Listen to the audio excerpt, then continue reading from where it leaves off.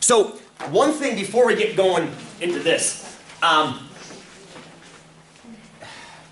don't check Blackboard for your grades. I don't update Blackboard. Like if I have to fix a grade for somebody, which I do a lot, I mean like when things don't load, or if somebody says, I think I got this question right, I'm like, oh, you know what, you did. I don't fix it in Blackboard. I got about 5 or 6 emails over the weekend, and some more came in over the weekend. I'm sure this is what they're about to. Like, I told you about this and you didn't fix it. I did fix it. If in the progress report it's fixed, that's fixed. The progress report is an Excel spreadsheet I hold on the computer outside of Blackboard. The reason I do that, it seems like I'm reinventing the wheel by doing that, and the reason for that is I have a lot of little individual things in the Excel spreadsheet that I can't do in Blackboard. For example, we're going to talk about something called the rainy day coupons today for the exam. I can't put those into Blackboard. It won't let me do the same formatting I need to do in Blackboard, so I have to do it in an Excel spreadsheet by itself. So all I do is, when you guys submit me an assessment, I grade it like I did on your exam on Thursday, and then I copy a column of grades out of Blackboard into Excel. And then it just becomes part of my Excel gradebook, and that's where all your grades come from, is that Excel spreadsheet. So don't check Blackboard for meaningfulness, because it won't be meaningful at all. I shouldn't say, it's not that it's not meaningful at all. It's just that if I've ever changed a grade for you, it won't show in that Blackboard gradebook. Cool? You can totally go into gradebook, go to Blackboard and look at the comments and stuff on the exam that I make, which hopefully I made a whole bunch for you guys. And they'll all be visible, you know. But as far as any change to your grade, it's not going to happen except in Excel. Yeah, Brittany. Well, the only comments that you do, they're not going to be on the actual, you don't go on the computer and actually do it on what we submitted as the assignment, right? You put the, I did. You do? I open your assignment up, I'll look at your assignment, and then if I see a comment I want to make, I'll click on, there's a little tab I can select. Okay, that's I click on it and a little, and then the whole thing opens up over here and I type something. Okay. And usually if I don't comment, everything's fine. Okay. I only put comments if something's wrong or if you say something cute, it makes me smile. So, good? Makes sense? Yeah. So some of you guys, this is what I'm going to talk about next. Here's what happened on your exam. Now, there's a bunch of statistics up here, some of which I want to get into starting today, some of which we won't talk about for a while, but we'll start about. These are what I call the summary statistics of your guys' exams. Okay? We've got what's called an average. Now, we know what an average is. Do you remember what an average is from last week? We started talking about this last week, and I made you understand what an average was, because I asked the question, what is an average? And you guys told me how to calculate it, which was great. But then I asked you, what does it mean? And nobody could explain what it meant, which doesn't surprise me at all, because we're Americans, and they don't explain what things mean in school sometimes, they just tell you what it is. So what is an average again? Do you remember? It was like all the information put together and then separated like equally. Boom! Desiree, thank you. Desiree's got it nailed perfectly. If I were to take, now I gotta look at this again, hang on one second. 5, 6, 7, 13, 19. There are about 40 of you took this exam. Roughly 40 of you took this exam. If I took 40 of you times 80, that's what, 3,200 points. 3,200 total points were scored on this exam. If I gave everybody in the room an 80, we'd still have 3,200 points. You'd all have the exact same grade. Now that didn't happen. That did not happen on the exam. We had a bunch of zeros for whatever reason. We had plenty of hundreds. We had lots of 90s. Lots of, I was stoked with the exam turnouts. But the average was 80. That means if we took that total number of points you guys earned and spread it equal, you all would have had an 80. Should I do that as an instructor? Exactly. That doesn't make any sense from an educational standpoint. Averages are good sometimes. And sometimes they're not good. And that's why I don't like looking exclusively at an average, because it gives me, it misleads me sometimes. Especially when it's paired with this guy, which I don't want to get into too much in this class. Who's taking 243 again? Oh, hell, oh, good. That number of hands has gone up since being the term. Yay, happy, happy. This is a huge idea in 243. You've talked about it a little bit. When we talked about the margin of error, we mentioned that. Some of you guys did a quiz on it a couple weeks ago. A margin of error is a measure of uncertainty, or a measure of plus or minus around an average. You guys plus or minus 33 points around an average of 80. That is a huge plus or minus. I'm used to that being around 10, 15 points. 33 is huge. So then I say to myself, what the hell? How could I have had a sigma, a plus or minus 33 points? So I kept reading. The median, I'll come back to this in a second. The median was 94. Now, I haven't talked about the median much in this class. Remember what the median is? It's okay if you don't. Some of you may have learned it at some point in your lives. Middle. Define middle for me, Jory. So if you look at the smallest and the largest, and you look in the middle. If you put them in order, smallest to largest, and I count up, it's the one that's in the middle. So we already figured out we had about 40 people in the class. So if I go down around 20 people, I'm going to hit the median. I'm going to hit the median. Now it turns out that median, I think, lands in the highest score in this group right here, which ends up being that 94. So you think, if the average is an 80, how can the median be a 94? How could the average be so much lower than the median? How could that possibly have happened? Zeros? Because of the zeros that happened. The zeros, there's these things in statistics called outliers. Things that are random events that are kind of weird. Outliers pull averages in the direction of the outliers. They pull them down. Give you a perfect example of this. Years ago, in the 70s, Oklahoma State? No, Indiana State University. Indiana State University.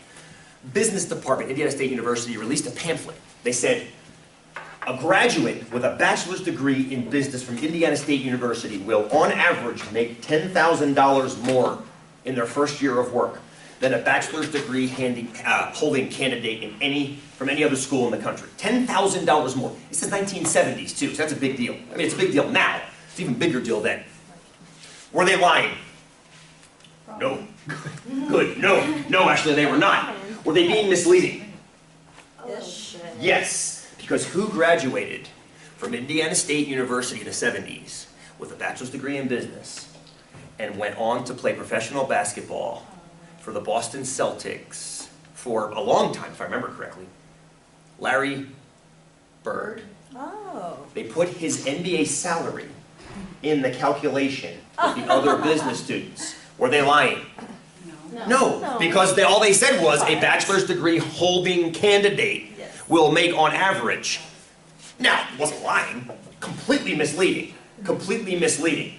And the problem is Larry Bird is what's called an outlier. He's extreme compared to the other data. Just like these zeros are extreme compared. Look at the gap between the chunk of the grades up here and those down there. Now those happen for all kinds of reasons. There's some of that stuff I have to deal with. It wasn't, Blackboard didn't load right.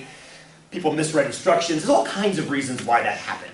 Okay, and this is probably going to change as I get in there and actually fix all these things. But right now, this is why I didn't see an average of 80 and go, oh crap, everybody take 10 points. No, that's a knee-jerk reaction. I want to look at the rest of it. Look at the mode. Most of you got 100. The mode is the most frequently occurring score. The mode was 100. Half of you got hundreds. 20 out of 40. Well, actually, I shouldn't say hundreds. Got between a 95 and 100, I should say. Half of you got between a 95 and 100. The plot down here is called a box plot.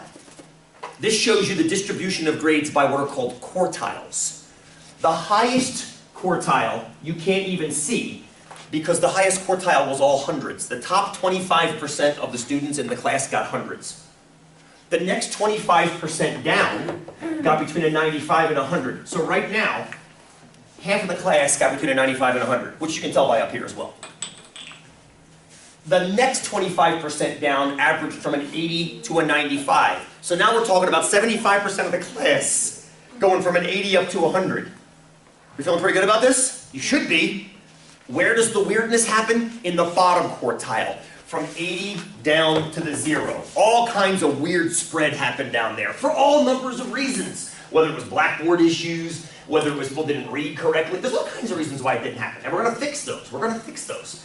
But that's why I don't just look at an average and go, I don't just freak out. I look at the average and I go, okay, what the hell's going on? Oh look, the median's a 94, the mode's 100. Okay, I got some weirdness going on. So, cool? That's your first statistical analysis. Yay. Yay, exactly. That's kind of what 243 is quite a bit, honestly. We'll do more of that. Oh, it's great. It's very, very good. If you're looking at data and pulling something from it.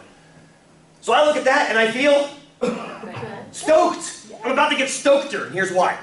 So some of you guys have noticed there's a rainy day coupon. Let me actually crack that open here. I haven't talked about it much. I talked about the project coupon once because the project coupon was actually applicable, and it is applicable. Let's go back to it here. Make sure you guys can see all this. All right. So the rainy day coupons at the top here, there is a project one. Some of you have used it, most of you won't use it, if statistics are any indication. So all that means is, if you forget a project is due, when's your next project due? Wednesday. Suppose you walk in here Wednesday and go, God, shoot, it's gone. I didn't do it. What does this do? Gives you 24 It buys you 24 hours to print it out, do it manually, and hand it in at my office. You have to follow all the checks. You have to print the coupon, none of that being color. Print the coupon, staple it to the project, bring it by the office before 24 hours have elapsed. There's a bunch of hoops you got to jump through, but it saves you from getting a 0 on the project, which is a good thing. If you don't use that, it's worth 5 points at the end of the term. Most of you will get those 5 points and keep them. That's just if statistics is any, or if history is any guide. But I want to talk about the rainy day exam coupon. And the quiz coupon, I want to mention that one too, but let's get to the exam coupon first. This allows you to go back into your exam and make up 5 points on the exam. Okay, so if you lost some points, you can make up back to 5 of them back by doing what's on this coupon. You again have to print stuff, including the coupon. And you just have to submit it. You can give this, there's no time on this one. I put a due date as the end of the last week of the term.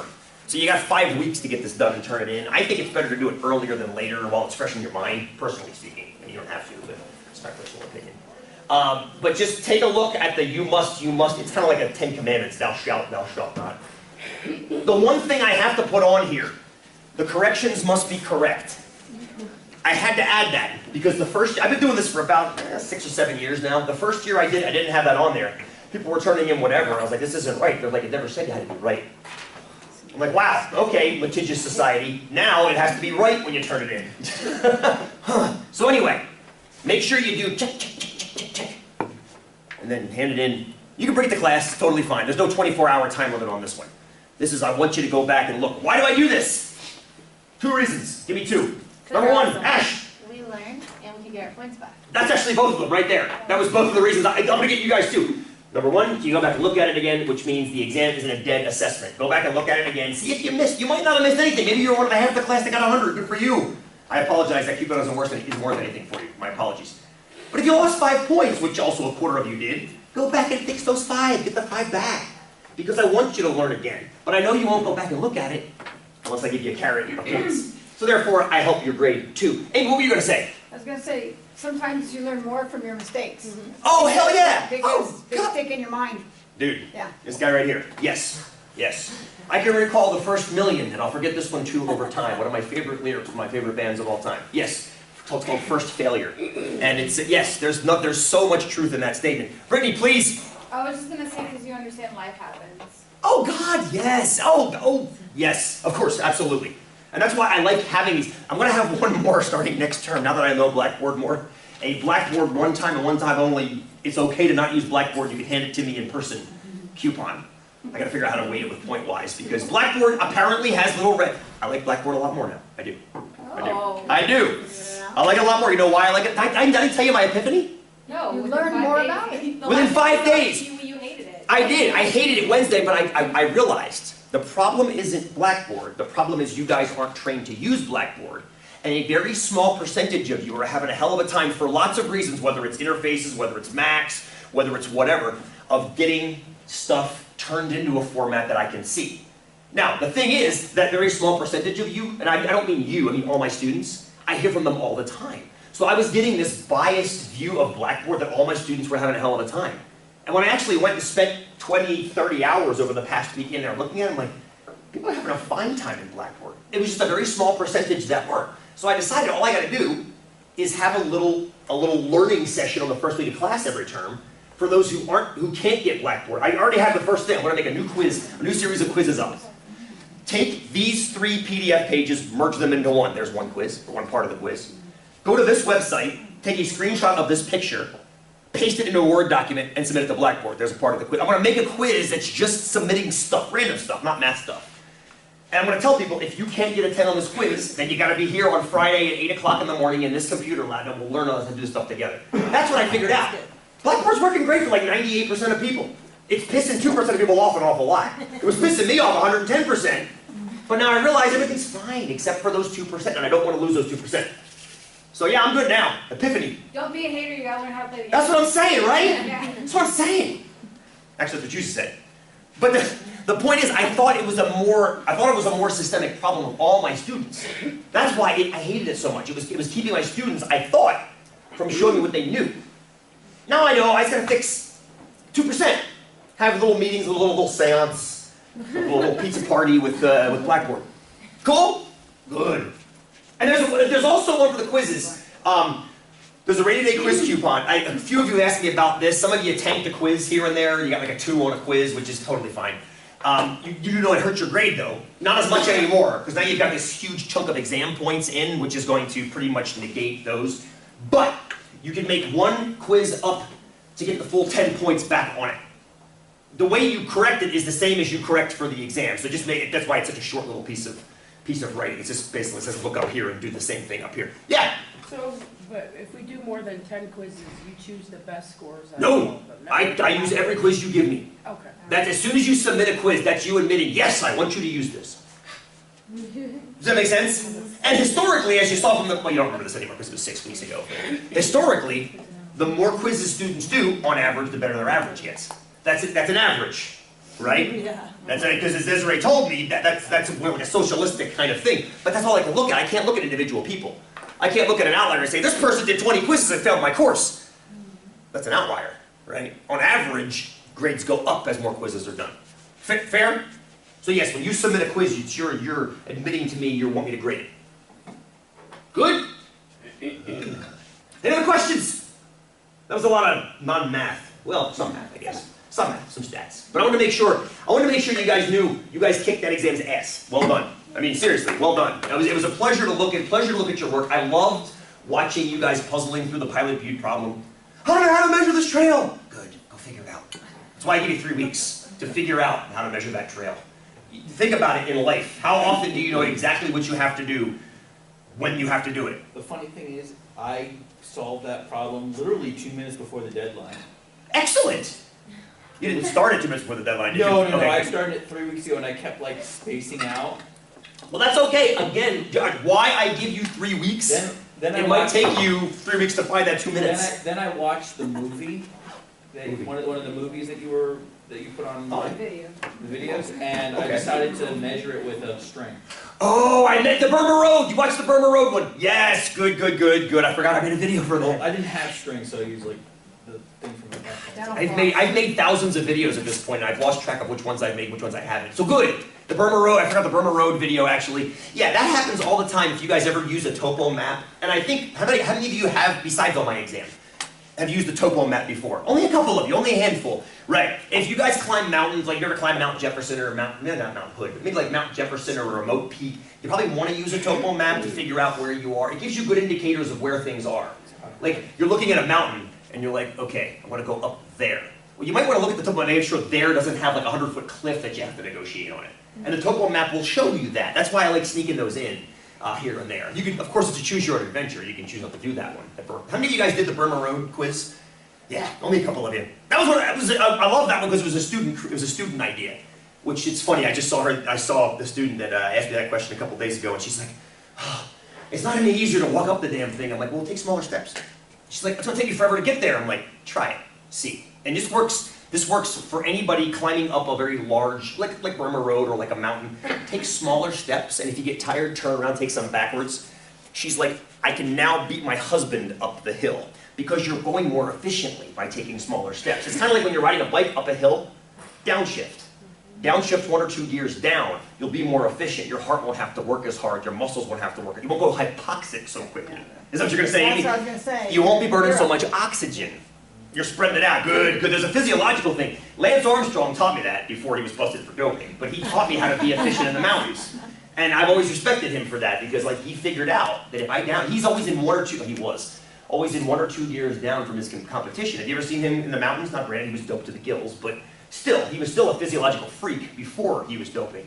And it's incredible how much energy you can save. So I just love learning from you guys and then giving something back to you at that rate. There was another hand somewhere, I thought. Please, Josh, yes? When you were talking about walking up a mountain efficiently, Yeah. most efficient way, what I learned is to lock your knees on each step up. Really? Yeah, it causes you to put weight on the bone instead of, like as you're walking. Oh, like when you extend your knee all the way out, you lock. That's how you're. Resting on your skeleton, you gotta be careful of the hyperextend, I think, is what we're gonna be worried about there. Yes, as a climber, I know resting on your skeleton is better. Have you ever seen climbers climbing with just their upper body? That's how they climbed, You're gonna blow yourself out. You wanna be able to hang back like this and let your skeleton take. That's how they climbed what? that's how they climbed Everest. They developed the technique to climb Everest. Oh, interesting, I didn't know that. I did not know that. Huh. I mean, if people with hyperextensive knees can't climb Everest. I mean, it's not can't, it's that we can't use this strategy. I don't do that myself, because, I don't do this. Take it to base camp. My knees look like horse knees. They bend backwards. All the way, yeah, 'cause they're I so got you. hyperextended. I got you. Yeah, Anya, I'm with you. I don't know if I could do that, just because I know my knees pretty well, but I've also built up the muscles around my knees that kind of take the weight from that. There's all kinds of tricks. It's all physics and it's all physiology and it's all cardiovascular, but I love the fact that we can leak you into this class and weight and here and there, which is, yay, makes me happy. So, cool? I'll get your next example.